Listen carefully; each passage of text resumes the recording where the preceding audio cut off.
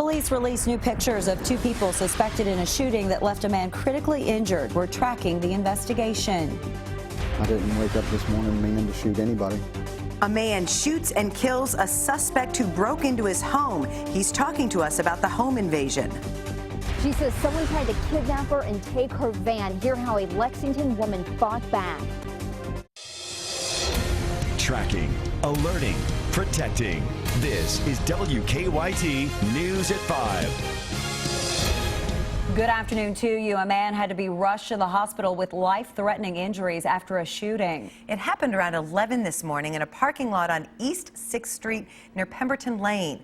So far, police have not made any arrests. WKYT's Sam Smith is tracking the investigation in our top story at 5. The shooting happened here at the parking lot behind me. Police responded to a call of multiple shots fired in the parking lot of Griffith's Market around 11 this morning. A man in his late 30s was found shot at least one time outside an apartment complex nearby. His injuries are considered to be potentially life-threatening. He was taken to UK hospital. Police are looking for two men. Witnesses say they were driving a white car. Surveillance footage from Griffith's was released. You can see one man pull out a gun, and then the gunman and another man ran away.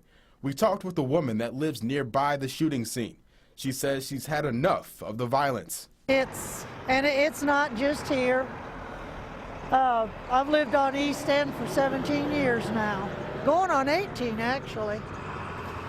And I gotta say, this is the most gun violence I've seen here. The investigation into the shooting is ongoing. In Lexington, Sam Smith, WKYT. So far, the victim's name has not been released, and again, no arrests have been made. A man ends up dead after breaking into a home early this morning. The home invasion happened on Monroe Lane in Harrison County. The homeowner tells us he shot and killed one of the two men who kicked in his door. This afternoon, the girlfriend of the man killed is in jail, and a second suspect is on the run. WKYT's Sean Moody talked to the homeowner, who says he did what he needed to stay alive. Kentucky State Police say this home invasion was a setup. They say a woman asked the homeowner if she could come over. Then they say she brought two other men with her. They say those two men attacked the homeowner. Now the woman's in jail. Police are searching for one of the men, and the other one is dead. Kentucky State Police say the attack happened around 1:15 Monday morning at a home on Monroe Lane.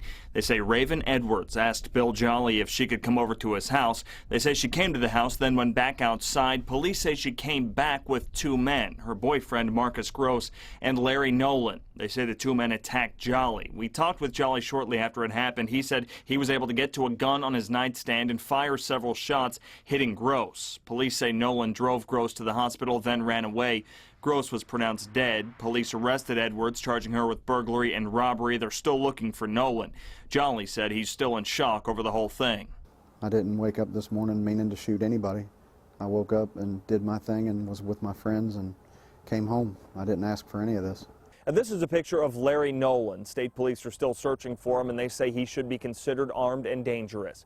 In Harrison County, Sean Moody, WKYT. Jolly tells us that someone tried to break into his home just 2 weeks ago as well. She fought off a would-be kidnapper. This afternoon, a Lexington woman is sharing her story with us in hopes of warning others. Lori Jones, who is the wife of a Lexington police officer, was shopping at the Kroger in Brannon Crossing yesterday when the man attacked her.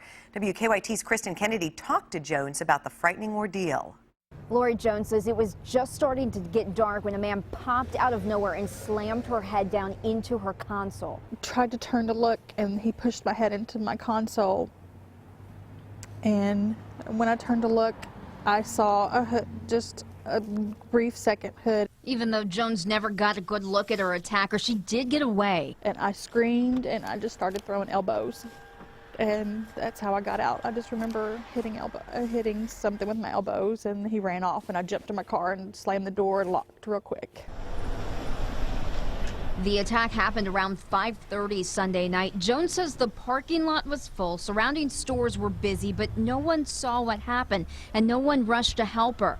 Nicholasville police have stepped up patrols in the area. They're talking to surrounding store owners, hoping to get a good description of the culprit. You cannot just think it won't happen to you, because It did, because I was one of those. That's not going to happen to me, and it did. Jones had some good advice for women who may find themselves in a similar circumstance. You'll hear from her again coming up on WKYT at 6.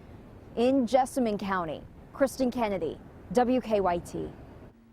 Jones believes she caught a glimpse of a getaway car. She believes the man was driving around the Kroger lot in a white passenger car with a drooping back bumper.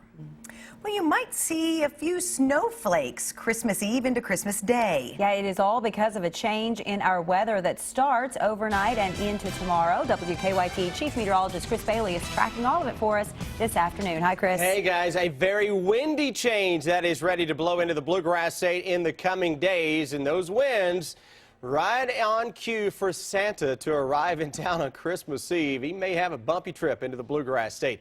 Little look outside showing the change is already showing up with a lot of clouds across central and eastern Kentucky. Not that that is anything out of the ordinary for what has been a very gloomy month of December so far. 52 degrees, so a little on the mild side this afternoon, courtesy of a strong southeasterly wind. Now we are getting some raindrops showing up on Defender, not so much across the Bluegrass region. Pretty good shape, Lexington, Nicholasville, Richmond, Frankfort, at least in the short term. Where we are picking up on some drops, that's across parts of southern Kentucky, Russell Springs, the Lake Cumberland area, Monticello, hello Eubank, hello Somerset, over toward Mount Victory. Now, just to the southeastern side of London, over toward Manchester into Clay County, we start to pick up on some heavy rain. That scooted right across the downtown Corbin area just a little bit ago, so it's a wet commute for a lot of folks here into southern Kentucky, and whatever's down there is lifting its way onto the north and northeast. But again, it's in shower form, not like it's a wall of water.